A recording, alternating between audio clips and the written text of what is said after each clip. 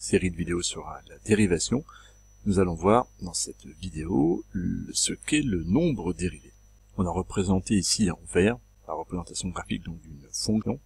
et on s'intéresse à chaque fois au point d'abscisse A d'ordonnée f de A, le point M, qui appartient à ma courbe. On peut faire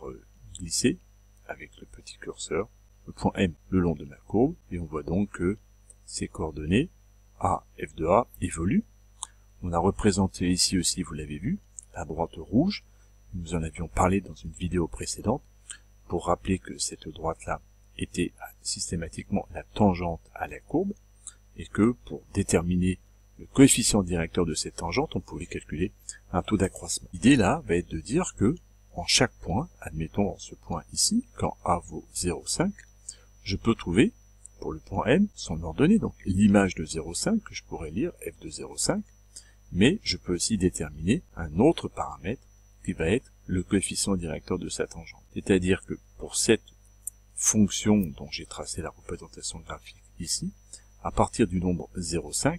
il y a deux informations qui vont m'être intéressantes. Une qui me donne son image, f de 0,5, que je peux lire ici, et une autre information qui n'a rien à voir, mais qui est déterminante, qui va être le coefficient directeur de cette tangente en ce point-là. Et c'est ce coefficient directeur qu'on va appeler nombre dérivé. C'est-à-dire qu'on va donc créer une nouvelle fonction à partir de ma fonction f, une fonction qui est dérivée de cette première fonction, qui, pour l'antécédent a, va me donner non pas l'image f de a, mais le coefficient directeur de ma tangente. Ça va être peut-être un tout petit peu plus clair avec le tableur que le géométriseur me permet d'intégrer. Quand j'ai a qui vaut 0,5 comme ici, alors l'ordinateur me dit que l'image de 0,5 f de 0,5 vaut moins 1,25, ce qu'on observe ici. L'image de 0,5 vaut effectivement moins 1,25, et il me détermine aussi, par le calcul, ce qu'on va appeler f',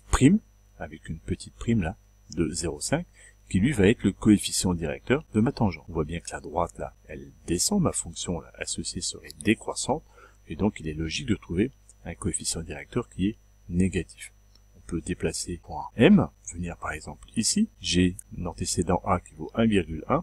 l'image de A de 1,1 vaut moins 2,08, d'après l'ordinateur, et là, f' de A vaut moins 0,54, il est toujours négatif, la tangente en ce point ici est toujours une droite qui descend, ce serait une fonction qui serait décroissante, une fonction affine décroissante, et si je continue, on comprend bien ce qui va se passer, avec un antécédent qui grandit encore, je suis en 1,3, les images maintenant valent moins 2,07, et maintenant on observe f' de A, donc f' de 1,3, qui maintenant vaut 0,74, ce qui est positif, ce qui est cohérent puisque ma droite maintenant monte, la fonction devient croissante. Il faut donc comprendre, c'est l'objet de cette vidéo, que maintenant, à partir d'une fonction qu'on va vous donner et d'un antécédent, on pourra calculer deux choses. Son image, l'image f de A me donnera donc les coordonnées du point M, mais à partir de ce même antécédent, on va créer une nouvelle fonction, qu'on va appeler fonction dérivée, et qui me donnera pour cet antécédent-là, non pas l'image, mais le coefficient directeur de la tangente. Et donc ici, pour le nombre A qui vaut 1,3, on aurait son image qui vaut moins 2,07 et f' de A, donc qu'on appellerait le nombre dérivé, qui vaudrait environ 0,74. C'est cette idée qui est exprimée dans cette définition,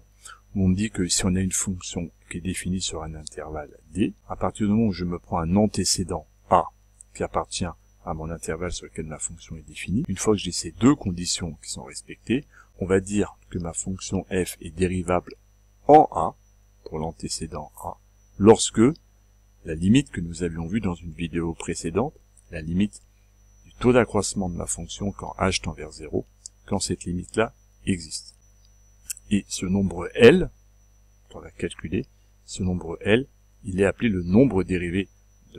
en A de ma fonction f, on le note f' de A, et ce nombre-là correspond donc au coefficient directeur de la tangente à la courbe représentative de f